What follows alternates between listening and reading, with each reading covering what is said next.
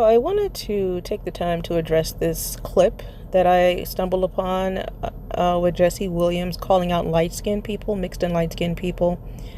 He was on a radio show, and the YouTuber where I got it from is Sonia J. Unpopular Opinions. I'm not subscribed to this person. You can feel free to go check out her channel, but this video was in fact recorded 5 years ago, and the YouTuber herself says that she was a Chrissy follower 5 years ago, so we all know what type of time Chrissy was on 5 years ago. This is prior to the Exoticals United creating her channel, and then creating an Exoticals community for us. So our Exotical community represents mixed and light-skinned people, which was started by the beautiful Exoticals United, who is herself a mixed woman and who wanted to create, or who did create, a counter channel with the counter argument to the colorism conversation, because the colorism conversation was not really a conversation. It was more or less a one-sided conversation led by unambiguous dark-skinned black women, and we only heard their perspective.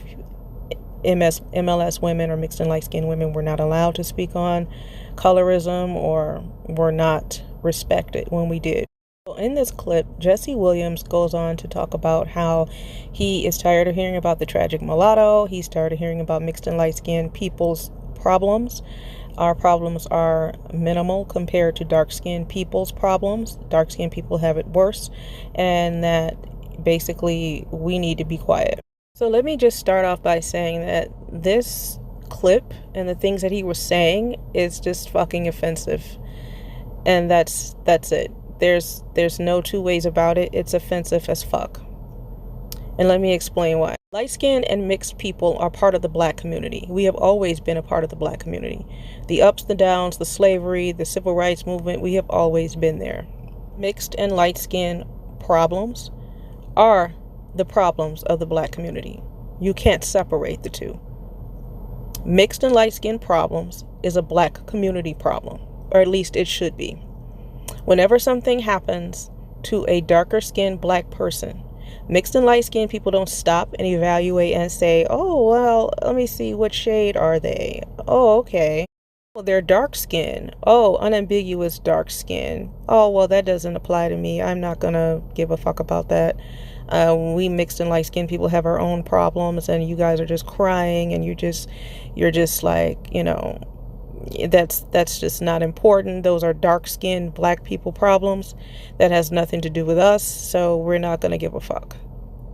But suddenly when light-skinned people want to talk about, mixed and light-skinned people, want to talk about our problems, struggles, and traumas, now all of a sudden that's a light-skinned people's problems, and nobody has time to talk about it. Not even for a biracial man who has himself dealt with the same problems and traumas and issues that other biracial people have experienced. But he invalidates the experiences of other mixed people. And the reason why that bullshit is so highly praised by unambiguous black people is because 9 times out of 10, the struggles that he's speaking on concerning mixed and light-skinned people are coming from unambiguous dark-skinned people. This particular YouTuber where I got the screenshots from, Sonia J. Unpopular Opinions, says she got the clip from Chrissy's channel. And it was, like I said, 5 years old. So Chrissy was heavy on the bashing mixed and light-skinned women in particular. And so this YouTuber was in complete agreement with Jesse's talking points. She basically agreed with everything he had to say. Dark-skinned people get treated worse, and light-skinned people have it better, particularly light-skinned and mixed women. And then she went on to name all the privileges, and the only privilege she could name was how much mixed and light-skinned women are fetishized by dark-skinned black men. That is all she could say. And light-skinned and mixed women have it so much easier. We get the red carpet rolled out for us.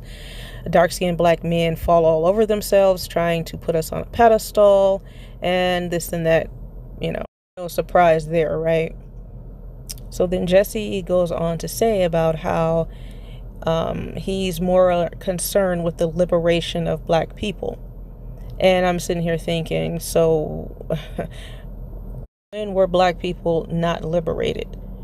And I think mixed and light skinned people had a lot to do with that. Black people have the freedom to move around, spend, work, live, sleep, whatever, wherever they want to. Mixed and light skinned people have been there at the forefront of those movements to liberate the black community from day one. There seems to be some very loud voices from the unambiguous dark-skinned sector of the black community to excommunicate mixed and light-skinned people. And mainly those voices are coming from the black female empowerment spaces. Social media is where it started, but sentiment is very loud in real life also, where they are insisting that mixed and light-skinned people, mainly mixed people or biracial people, are not black. Since there hasn't been any unambiguous dark-skinned black people to speak up and counter those arguments, mixed and light-skinned people were forced to counter it ourselves. So because of that fact that we had to counter it ourselves, then I guess there's a consensus or agreement amongst dark-skinned black people. But the black female empowerment spaces created a separatist movement. They call us mixed and light-skinned people, and they call themselves unambiguous dark-skinned black people. They started those terms and the separatist movement. Now you have a lot of mixed and light-skinned people saying, well, fine, but we're going to take our history with us. We're going to take our achievements with us. We're going to take our leaders with us, our activists with us. A lot of mixed and light-skinned people are now saying, fine, fuck it. We'll burn the cape. The next time something does happen to an unambiguous dark-skinned black person, we will just we'll stay out of it. We'll leave it alone. We'll burn the cape and you fight your own battles. Don't look for us to protest. Don't look for us to call anything out. Don't look for us to do anything since we're not black. That sentiment is growing amongst mixed and light-skinned people, which is very sad. But because unambiguous black people wanted separation, that's how it's starting to become. I mean, what are mixed and light-skinned people supposed to do? When you are oppressed, I guess, you're stronger in numbers. But since the numbers and the accomplishments and the activism was not appreciated, I mean, what do? I always took it personally and got upset whenever any injustice happened towards a black person. It didn't matter the shade. Injustice is injustice, but the black community is only going to cut off its nose to spite its face because of the vitriol it has for the mixed and light-skinned people. And they're only going to hurt themselves in the long run because they're cutting off a very large portion of the black community. They're cutting off allies. They're cutting off brothers, sisters, cousins, uncles, aunties, people that care about them, people that want to be accepted and included and loved because we are the same. It's always been that way. I just wanted to touch on also when you hear black people say that blacks can't be racist because racism is prejudice plus power. Black people have a lot of power, so we absolutely can be racist. We are judges, we are lawyers, we are in every form of government, federal, state, and local. We are surgeons and doctors and in every branch of the military. We are pilots, we are every profession you can name. There's a black person somewhere in there. And those people come with prejudices. So that's just a bunch of bullshit. Black people do not want to ever admit that they're wrong. They never want to be wrong or take accountability for shit. Like, Jesse Williams has never been dark-skinned a day in his damn life. He has no idea what the struggles of a dark-skinned person would be like. Likewise, a dark-skinned person has never navigated this world through the eyes of a mixed or a light-skinned person. They cannot speak for us. And that's black people's problems. They always like to speak for everyone else and just stay in their own lane and just speak for yourself. Be quiet and just listen to what people are saying. You're not the only one with struggles. Just don't want to take accountability for the mixed and light skin problem, because a lot of times it's dark skinned people that are rejecting us. It's dark skinned people that are making us feel othered.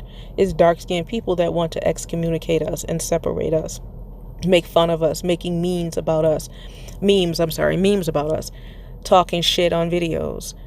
It's them that's our problem. Never been dark skinned a day in my life. I can't tell a dark skinned person what it feels like to suffer from colorism. I've seen it, I've witnessed it. Anytime someone feels so traumatized that they're willing to like literally peel the melanin off of their skin to be lighter, that is absolutely serious business. And it is the problem of the entire Black community. That is the light skin problem, the mixed problem, and the dark skin problem. It is up to all of us. The onus is on all of us to fix that problem. And just to sit back and say, well, that's a dark skin problem, that's a light skin problem, that's extremely ignorant and very, very unfortunate. And I regard the colorism conversation, just like the racism conversation, with reverence and respect that it deserves. People who suffer from those things, or victims of those kinds of mindsets, or encounter people with those type of mindset, those people deserve to be heard. It's real easy to trivialize the experiences of a mixed or a dark, light-skinned person because you're not mixed or light-skinned. It doesn't apply to you. And what if mixed and light-skinned people had that same energy, and we didn't care? It would be absolute outrage, plain and simple.